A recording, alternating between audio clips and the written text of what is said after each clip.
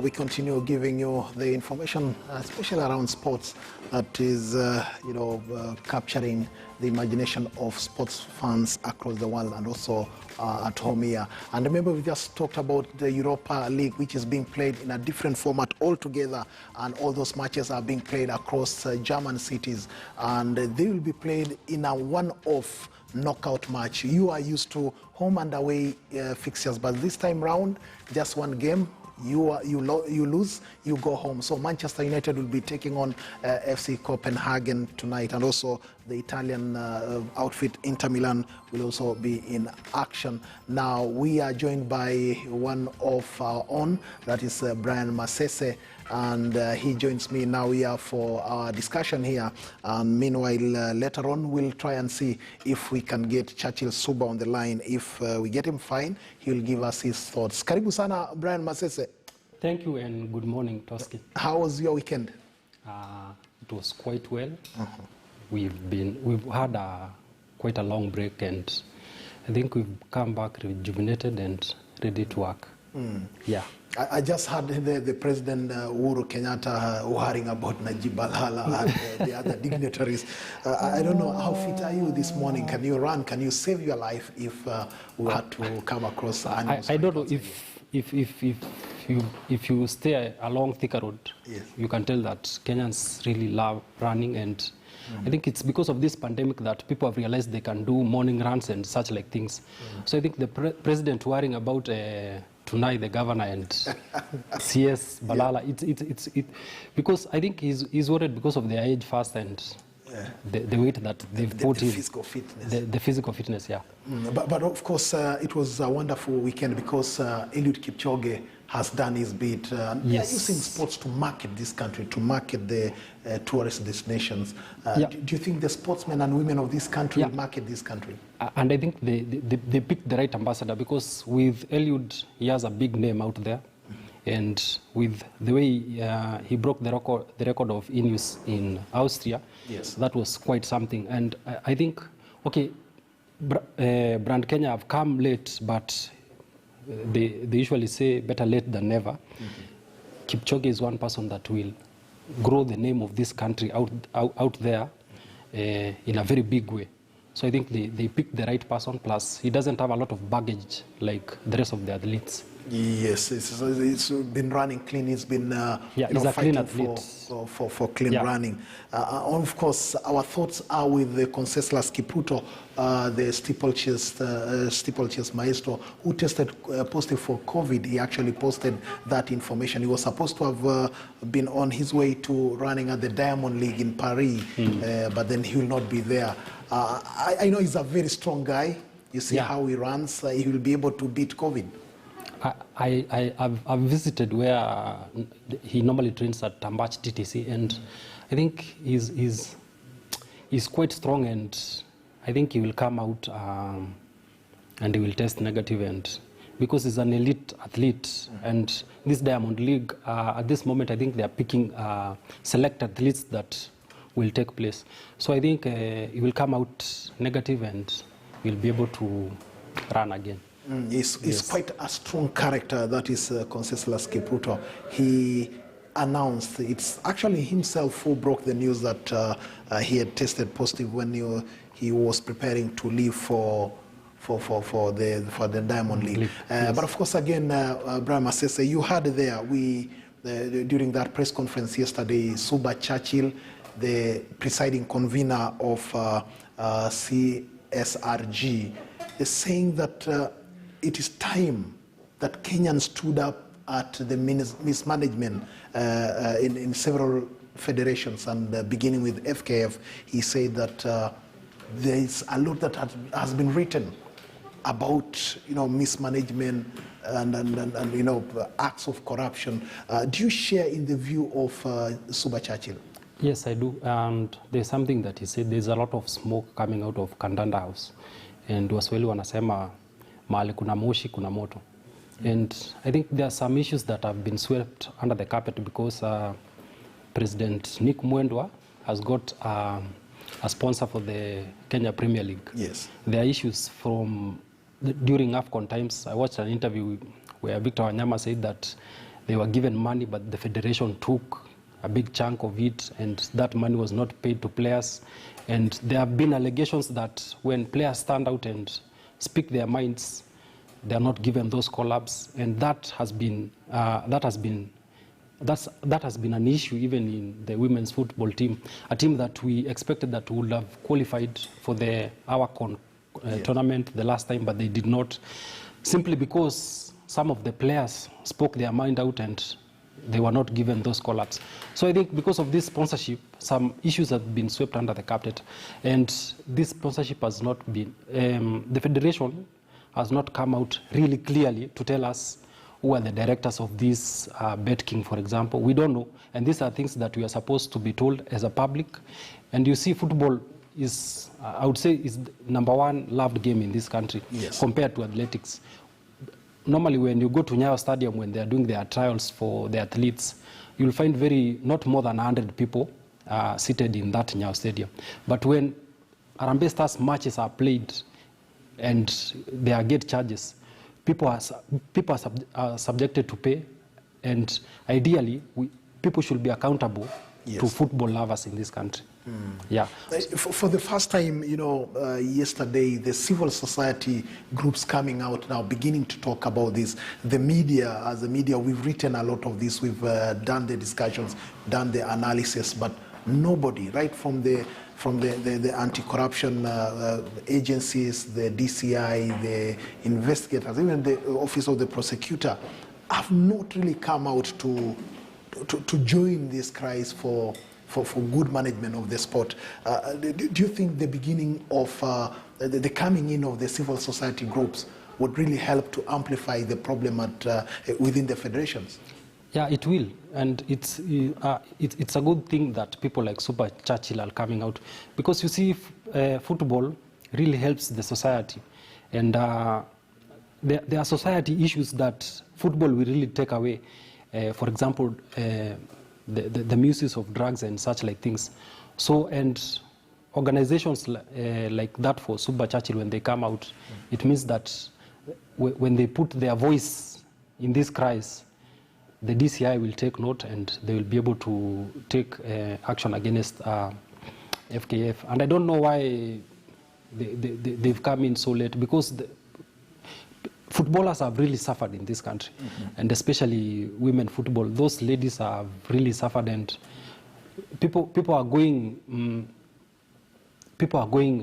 without salaries and such like things. It's a wrong thing to do, and they've killed a lot of passion from guys who could have taken careers in football. Yes. One of the issues that always come up is that anytime we write these articles, anytime we run these stories in our media platforms, the question that comes from Kandanda House is that if FIFA is not complaining about those funds, who are you to complain? They have not complained. If the government is not complaining about how the 244 million shillings was spent, who are you as the media, to talk about that? And that's the problem. The problem is coming from FIFA. And the other day, now we understand that Infantino is under investigation. Yeah. That tells you that the head is rotten. It means that something is wrong from FIFA, because FIFA is shielding these federations. Because most of the times they will tell you that we are not supposed to intermingle with the government. But again, in African governments, because of sponsorship and such like things, federations must go to governments and ask for money. And when they are asked to be accountable, they will run to FIFA. But they will keep complaining that we don't have money. But again, they are not accountable. Now the problem is FIFA. The moment FIFA allows governments, especially for African governments, to come in and help these federations, then we will start straightening things up. Because this problem is not peculiar to Kenya only. Yes. It runs across all these federations. You can see even in South Africa, they are having the same problems, PSL and SAFA. Same thing is happening in Nigeria. All these countries, there are problems between the federation and governments. So FIFA should allow African nations, governments to intervene. Yes. Interesting that the FIFA president himself, Gianni Infantino, is under investigation, and it has actually led to the resignation of the Attorney General of Switzerland. Can you imagine that? The Attorney General of a country resigning because of those allegations, but then yet here nobody is bothered. And we've just heard also that FIFA has taken up, a very good PR agency from Germany to try and reach out to African journalists. I don't know if they'll get to me to try and clean up the name of Gianni Infantino. But we are also reliably told that Infantino has been calling the FA presidents, especially from the Anglo-speaking, Anglophone countries, to try and drum up that support. There must be a lot of heat at FIFA now. Yes, the heat is so much, and I don't know how Infantino will get himself out of this, because we really want to see how, for example, he is going to fight racism. He's from Italy, somewhere where racism is on the rise. And Infantino, apart from fighting racism, he has those corruption issues that he's supposed to take care of. And it tells you, when he starts calling African journalists and African FA president, it tells you that one, is a corrupt guy, because and Africa has the numbers. Yes. Because Africa has, I think, 55 federations against Europe, which has around 30 or 40 Actually, federations. he knows that. He knows where to go. And we are also vulnerable. We are also vulnerable. And because this thing is, the seat is political. So for him to come and start quoting African presidents, it tells you that he is coming with money and such like things. And African presidents, we know, hawana chapa. Yes. Now we are joined by the presiding convener of Civil Society Reference Group, that is Suba Churchill. Churchill, if you can hear me, good morning. And fresh this morning. Yeah, yesterday I saw you held a press conference. I had the chance also of gracing that press conference. And some of the issues we have already run, I don't know if you were watching before you joined us, and you are saying that time has come for the civil society to join the fight against corruption, including in sports. What is it you are talking about, sir? Yes, thank you very much for hosting me this morning alongside others on this important issue. Our interest in the claims of impropriety at the FKF stem from the fact that as a civil society organization, and more so an umbrella one, that whose primary mandate is to promote the rights to freedom of association, assembly and expression, have come to be gripped by fears that, in light of the allegations being made against FKF, the state and its law enforcement agencies are likely to come in, and particularly because some of the allegations that have been made border on illicit financial flows. There are allegations that could be found to constitute money laundering.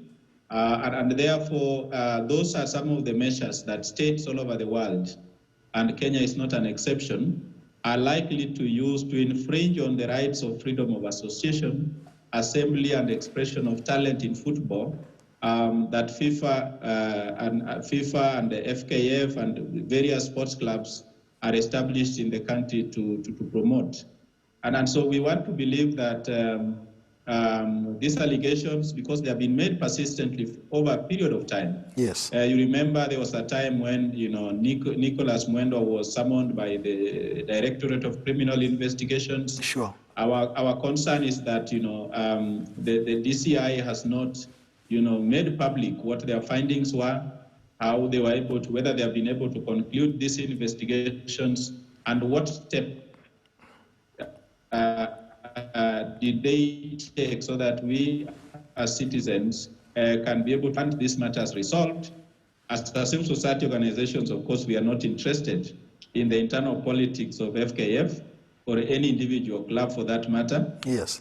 But we are established to promote good governance, transparency, and accountability in line with the Constitution. And therefore, our primary mandate is to ensure that FKF and any other individual club is run in the most democratic and accountable manner in accordance with the provisions of our constitution. The feeling is that it could be too late in the day, and where has the civil rights society been all this while when the media has really been amplifying all this? And secondly, what are the steps you intend to take in order to make sure that the voices of the people are heard? I do not personally think that it is too late in the day. First of all, it would have been a bit odd if we were to, step into this debate a little bit too early.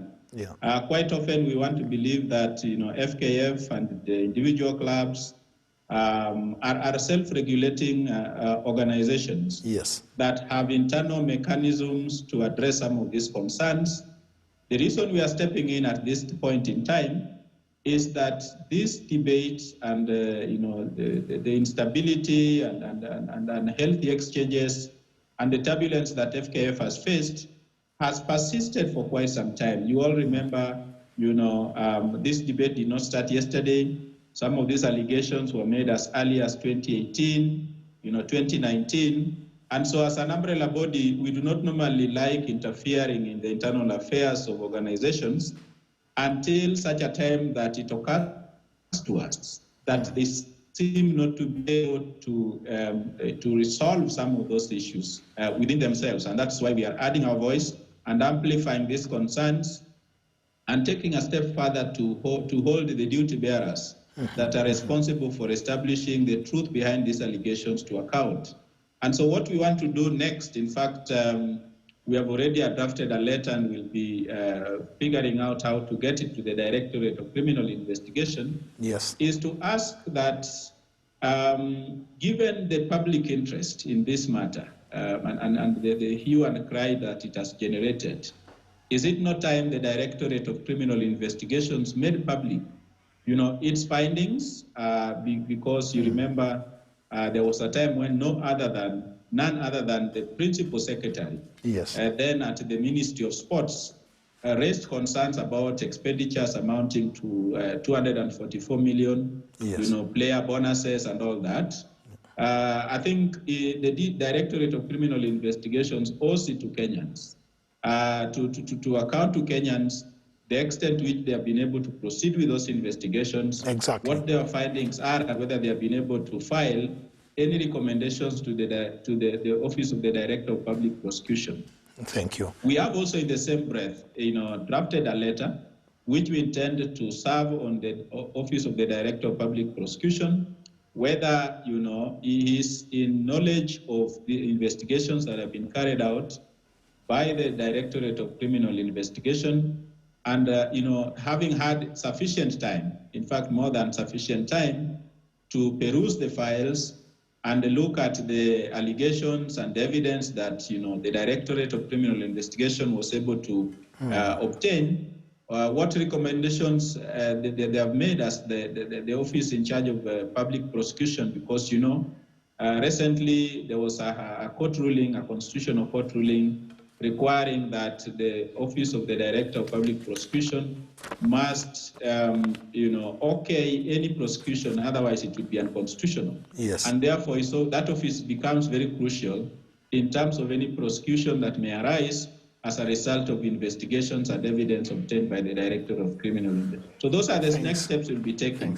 Okay. Finally, as I finish on this particular question, yes, is that we are in the knowledge that the FKF is in the process of developing guidelines that will help in the nomination and clearance of candidates that intend to contest for the various offices in the next period of time moving forward.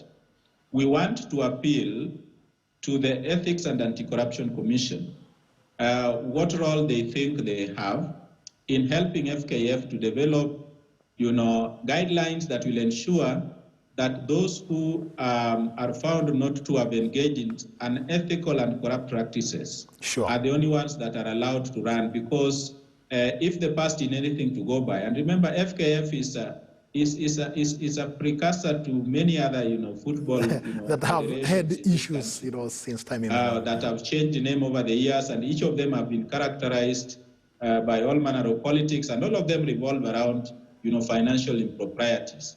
And so the only way we can cure some of these ills and ensure that there is long-term stability in FKF is to ensure that those who get elected are people beyond reproach, people who will not come with baggage of accusations and counter-accusations, because if we went on with elections without ensuring that those who are running are vetted and cleared by the various agencies in accordance with Chapter 6 of the Constitution and Article 10 of the Constitution, then, we'll be back to square one, and all these accusations, will remain to haunt FKF and the global FIFA, for the rest of the time. And this is what we want to put a stop at and ensure that those things happen, and after which we intend to step aside so that we leave it to those who are interested in running to make their pledges and attract votes and wish the best to those who will be able to succeed. Thank you very much, Suba Churchill there. And I want to thank you because at least now we have, as a media, we have another partner in a civil rights society to come and help us prosecute this matter. It's really been hectic for the media, but then with the civil society reference group joining in the cause for transparency and accountability, I think as media it only behoves us to welcome their efforts and work hand in hand with them to ensure that sportsmen and women of this country benefit from their talent. Now, we going back to football discussion on Europa League. Now, Masese Brian, tonight Manchester United takes on FC Copenhagen. What do you think the game will be like? It will be quite a tough match, especially for Manchester United, who have had a break, I think, for 2 weeks before today, when they will be taking FC Copenhagen. Hopefully they will not be going to this match with lots of injuries and such like things, and they should be wary of their defense. Maguire has not been at his best, so I hope it will not pose a big problem when they will be facing FC Copenhagen. Yes, going into that return leg against Lask of Austria, they struggle a bit. They won that game 2-1. Yes. But then they weren't at their best. The inconsistency of players like Anthony Martial in attack, that should worry Manchester United fans. Not really, because since lockdown, and I think Martial and someone like Rashford and Greenwood have really come up so well, and Martial combined with Rashford, they've scored, I think, 34 goals between the two of them. So I don't think it's a big worry for them. They are strikers that who are on form at the moment. I think the biggest worry is how many goals will they score against FC Copenhagen? Because I understand that the league in Denmark was stopped and they never resumed. So that should pose a problem of physical fitness and such like things. Yeah, but of course, again, Manchester United coach, that is Ole Gunnar Solskjaer, was in that team that was beaten by FC Copenhagen some time back in, that was 2006. He was still a striker. Do you think history plays a part in a game of football? Luck does not come twice. And it's not every day that you will gain. You will win because because last time that you won. Manchester United, you see, I'm basing my argument on the fitness of the team. Yes. The Denmark league was stopped, and I think this will be the first competitive match that FC Copenhagen will be coming against Manchester United. That tells you, playing against a team that has been fighting it out for top 4, it means that chances are very high Manchester United will win this match. The other team that will be in action will be Inter Milan versus Bayer Leverkusen of Germany. Yes. All those matches will be played, I think, from 10 p.m. tonight. Yes. And Inter Milan, two of former Manchester United strikers, Alexis Sanchez, Romelu Lukaku, are Ashley Young people, and even Ashley Young, the defender. Yes. Again, before we talk about Inter Milan against Bayern Leverkusen, we should point out that these matches will be played in a neutral venue and a neutral country, that is Germany. That tells you how Germany has really taken care of COVID-19 and such like issues. And some other countries were still struggling with COVID, but then even for UEFA to pick, including Kenya itself, we were supposed to release the protocols or the guidelines to return to sports. But we've not yet done that. Nothing. And that tells you that there are structures in Germany, and they were the first people to reopen their country, and football was, I think, the first social activity that they started with. That tells you that the government has really put out structures that will help its people. That shows a government that is working for its people. Now, coming back to Inter Milan against Bayern Leverkusen, it will be quite a sumptuous match to watch. Kai Havertz against people like Ashley Young who are aging, and we shall see a great match there. Chelsea fans will be watching that boy, Chelsea Kai fans Havertz, will be, because he's been linked with a move to Chelsea. Yes. It's quite a talented boy, and if you are a Chelsea fan, make sure that you watch that game. Now, your final comments, because the Champions League is coming up on Wednesday, Thursday, and Friday, and the mouth-watering clash will be Bayern Munich versus Barcelona. And Lothar Matthäus has said it will take Bayern Munich, making a lot of mistakes to lose to Barcelona. I don't know, but I feel like Barcelona will be advantageous because they will be playing a one-legged match. Because previously they've been eliminated by Napoli, I think, and Liverpool for the last 2 seasons when they win the first leg at Camp Nou, but going away they've been losing. So I think going into a neutral venue again, they will put up a good fight. I really don't see them beating Bayern Munich, but they will put up a good fight. Yeah, that game between Barcelona and Bayern Munich will be played at the Estadio da Luz in, that is Portugal. And one of the worrying stats is that out of 10 matches Barcelona has taken on Bayern Munich, they have only won twice. So that should tell you what to... And the last time they were given an aggregate of around 7-0 or 7-2. It's really difficult. This has been Sports Chat on KTN News, and I've been hosting our analyst here, Brian Masese, and of course the Civil Society Reference Group presiding convener, Churchill Suba, who has been talking about the lack of accountability and mismanagement within Football Kenya Federation. We just hope that that will gain traction, and soon we shall have people being accountable for their actions. Now I can see I've been joined by my colleagues Michael Gitonga and Trix Ingado.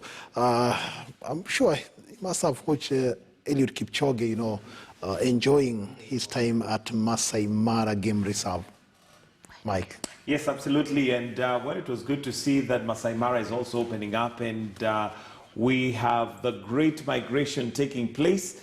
But tourism, of course, has been heavily affected by COVID-19, and it's good to see that it's finally opening up. However, we hope that all protocols are going to be observed.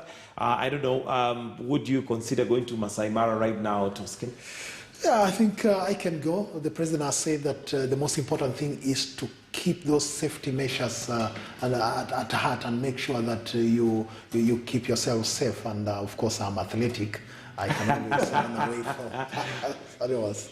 Well, I think that's subject to confirmation as to how athletic you are. Yes. I don't know, Trix, are you athletic yourself? Not to outrun wildlife or anything of the sort, but I think I could give it a shot. And I found it interesting that corruption is also featuring heavily in sports. I mean, everything in this country seems like it just can lead. You draw whatever map and it can lead to corruption. So hopefully that's going to be sorted out as far as football is concerned. But on that note, I'd like to wish you a lovely day, and thank you for tuning in to Morning Express this morning. See you tomorrow, same place, same time. My name is Trix Ingado. My name is Michael Gitonga. Do have yourselves a wonderful day and take care of yourselves and each other. And my name is Robin Toskin. Until next Monday when we have another session for Sports Chat, keep yourself safe.